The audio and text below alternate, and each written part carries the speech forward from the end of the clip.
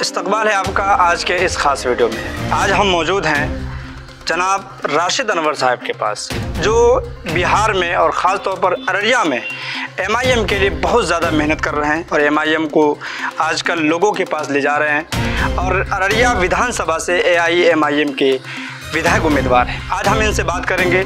चूँकि हिंदुस्तान के सबसे मशहूर सियासी लीडर जनाब बैरिस्टर असदुद्दीन ओवैसी अररिया आ रहे हैं बिहार न्याय यात्रा को लेकर, इन तमाम चीज़ों को लेकर हम इनसे जानेंगे कि उनका क्या शेड्यूल है, कहाँ कहाँ उनकी सभाएं होने वाली है।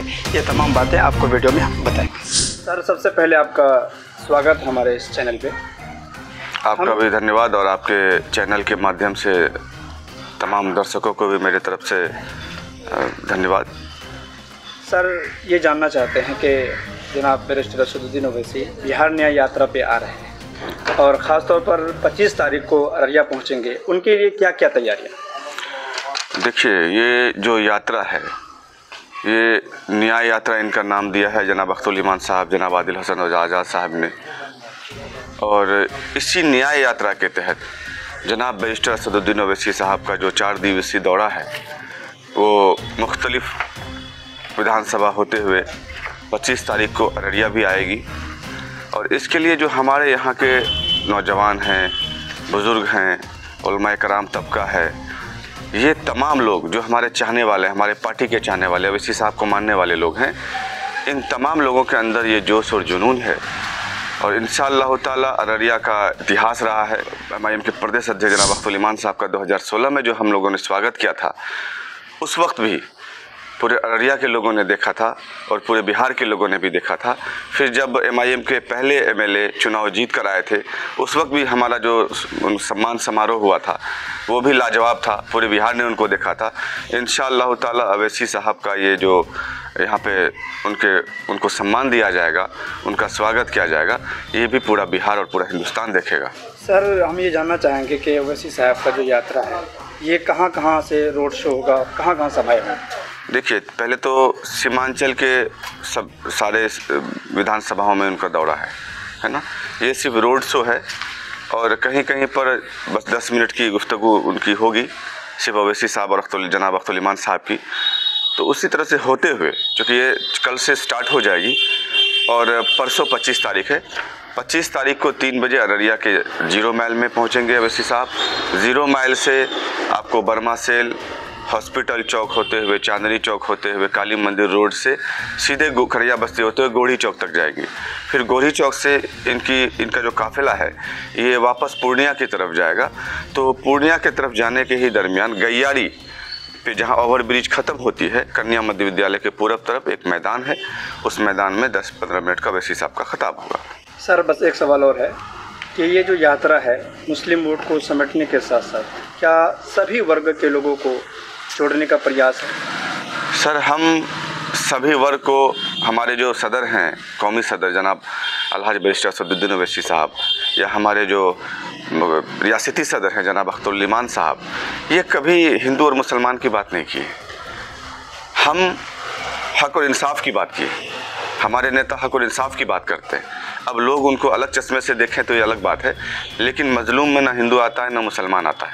आपने देखा होगा अभी जो हमला हुआ है ना कश्मीर में, अभी जो आत्मघाती हमला हुआ जिसमें हमारे 26-27 लोगों को मार दिया गया, उसके खिलाफ भी ओवैसी साहब ने आवाज़ उठाई। पहलगाम के मामले में ओवैसी साहब ने उस वक्त भी आवाज़ उठाई और ओवैसी साहब देश के लिए, देश के नारे लगाए, हिंदुस्तान जिंदाबाद के नारे लगाए, पाकिस्तान मुर्दाबाद के नारे लगाए।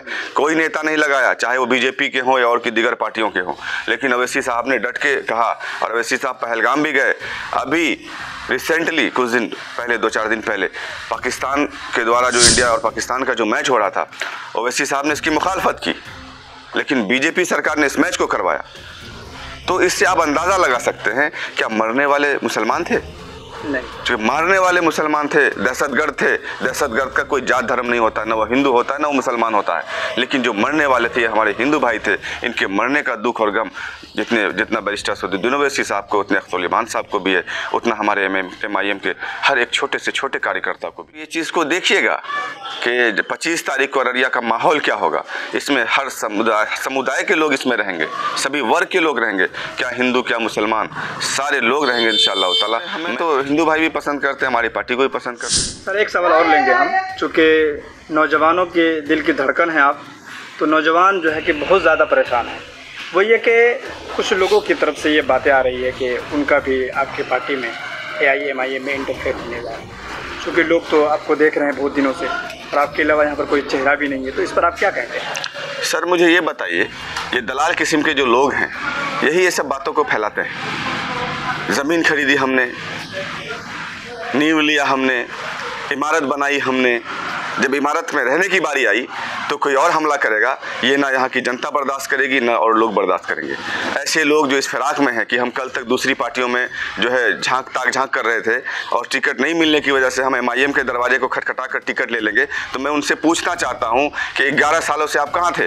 राशिद अनवर 11 सालों से पूरे अररिया जिला में पार्टी को सींचने का काम किया है। हमने करोड़ों रुपए खर्चा किया, हमने वक्त की कुर्बानी दी, माल की कुर्बानी दी, तब जाकर अल्हम्दुलिल्लाह MIM आज अररिया में बहुत हद तक मजबूत है। किशनगंज के बाद पूरे बिहार में अगर कहीं मजबूत है MIM तो वो अररिया है। उसमें राशिद अनवर का योगदान है और किसी नेता का योगदान नहीं है। हमारी मेहनत को देखकर जब लोगों की एक फिज़ा बन गई है, आप हमारे घरों में डाका डालने की कोशिश कर रहे हैं, तो यकीन मानिए आप जब चोरी करने की फिराक में हमारे घरों में आएंगे तो आप पकड़े भी जाएंगे और मार भी खाएंगे। क्या 25 तारीख का दिन ऐतिहासिक होने जा रहा है? इंशाअल्लाह ताला इतना ऐतिहासिक होगा कि पूरा हिंदुस्तान देखेगा कि अररिया में ओवैसी साहब की एंट्री कितनी ज़बरदस्त एंट्री है। बहुत बहुत शुक्रिया।